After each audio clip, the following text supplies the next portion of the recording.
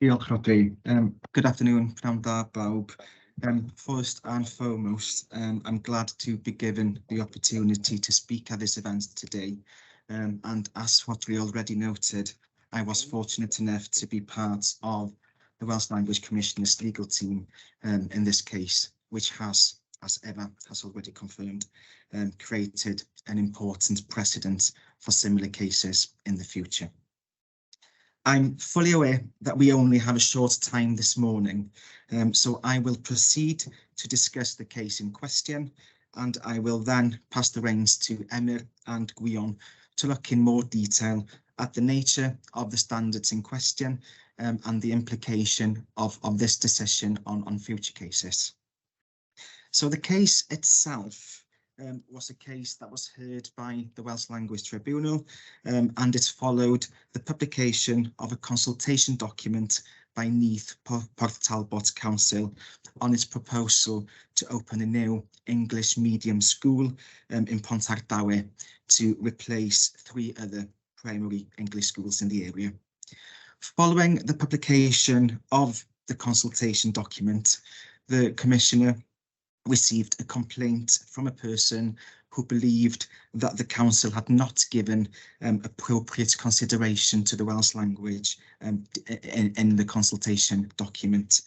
The council itself implements the Welsh language standards, which require them, when publishing a consultation document, to consider and seek an opinion regarding the effects of the proposals on opportunities to use the Welsh language and on not treating the Welsh language less favourable than the English language. The relevant standards that I do refer to are standards 91 to 93, and in the slides that follow, I have provided the wording of those standards. So standard 91, I think somebody's got their microphone and I can hear some background information. Can we just ensure that we've all got our mics off, please, if that's possible? Thank you. Yeah, so standard 91 relates to the need for the consultation document to identify, outline and consider the possible effects of the proposal on the Welsh language. Standard 92 relates to the need to consider the options available that would enable the council or the relevant public body to make the policy decision in a way that would have more positive effects on the Welsh language. And then standard 93, which is in a way quite similar to standard 92, but looks at less adverse effects on the Welsh language without less favourable treatment than the English language. So following an investigation by the Welsh Language Commissioner, the reached conclusion was that the council had failed to comply with those standards on the basis that the consideration given to the Welsh language in the consultation document was insufficient. As such, enforcement action was imposed upon the council to review and amend their internal guidance and to provide training to their staff, as well as requiring them to publicise the failure by publishing the investigation report on their website. Following receipt of that decision, the council appealed to the Welsh Language Tribunal on the basis that there had been no failure to comply with these specific standards. Then following a hearing at the tribunal, the Welsh Language Tribunal concluded and confirmed the Welsh Language Commissioner's decision and findings. Of course, the decision itself is detailed and it does discuss in great detail the reason why it did come to the conclusion that it did.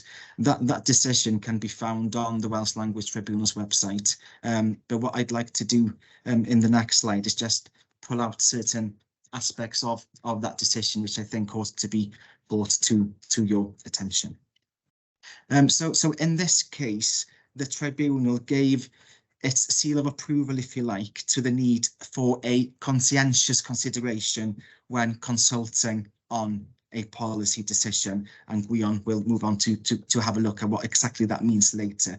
The tribunal also confirmed that there's a specific duty when consulting, namely to seek people's opinion on the possible effects of the policy, but to also consider those effects. And in terms of the specific considerations, this means including a discussion in a way of the possible effects on the Welsh language within the consultation document itself. And in terms of the length and the breadth of that approach, the tribunal has confirmed that it should be a conscientious approach. It's not an informal approach, or it's not an impact study as such, a study of some possible effects that could manifest themselves in certain cases. As I said, it needs to be a conscientious approach. In my opinion, and indeed on the basis of this decision, it has amplified the need to consider not only the direct effects of policy decisions on the Welsh language, but it's more wider than that, also the wider indirect effects of the policy decisions on the Welsh language. For example, in this case, the tribunal noted that the wider indirect effects should be considered, such as community effects, for example.